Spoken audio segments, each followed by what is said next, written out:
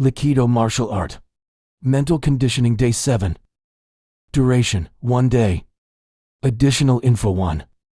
In the final remaining 3 days of this mental conditioning, I will list all the other important fighting aka martial art knowledge I can share. First of all, we learned the basic premise scenario of this martial art, which includes the use of our 5 physical aspects, which is speed, reflex, flexibility, strength and endurance, and how they apply on a typical fight.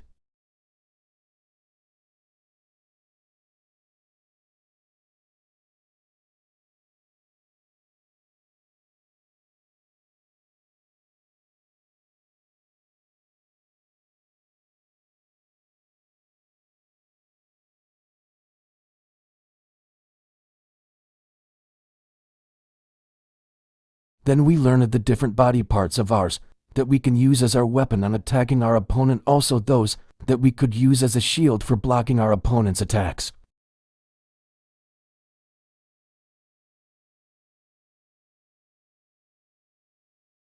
And then we learned the different vital body parts that we can attack on our opponent to deliver the maximum possible damage to them.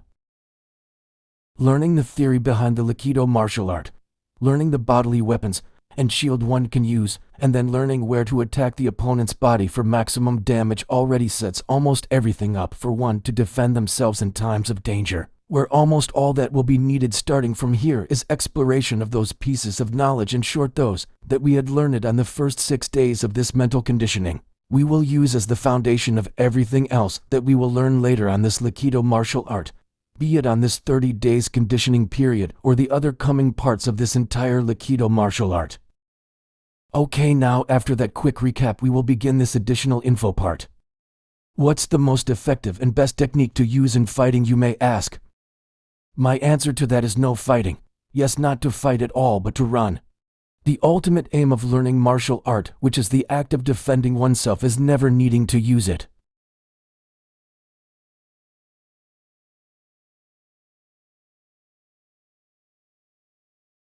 Sounds confusing, isn't it? But that's the reality, as the saying goes that prevention is better than cure means no fighting is better than fighting, since on that case we can assure we and anyone else won't be hurt.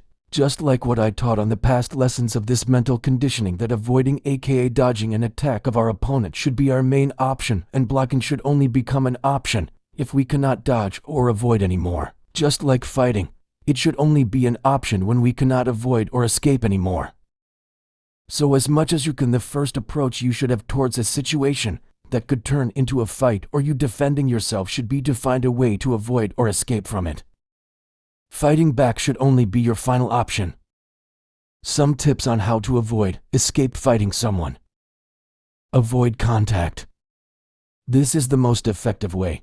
You can't be hurt by someone far from you, so if you think being in contact or close to that person may lead to a fighting or kill or be killed situation, then you must already find a way early on how you can maintain a distance away from that person, in short, avoiding contact with them as much as possible.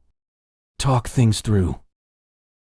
If it happens that you make a contact with that person you're trying to avoid or escape away from, and you are put into a situation where you think it will lead you to fight back against that person, then you must act early and use the power of words to settle things out between you and that person through clear communication with understanding, before the situation spirals out of control.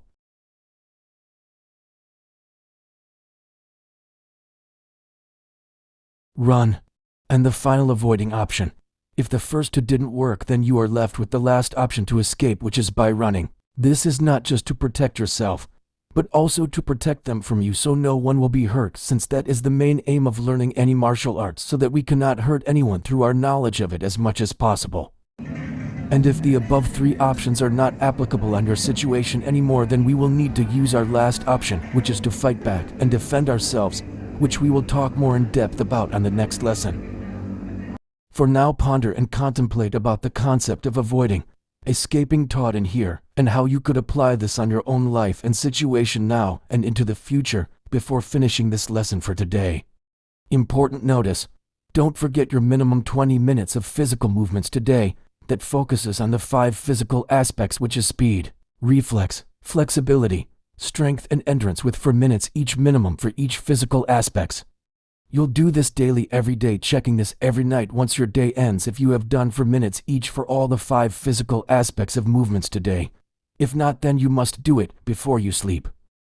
Written by Earth Robert. This video is made possible by the sponsor below, Quincy Wilson.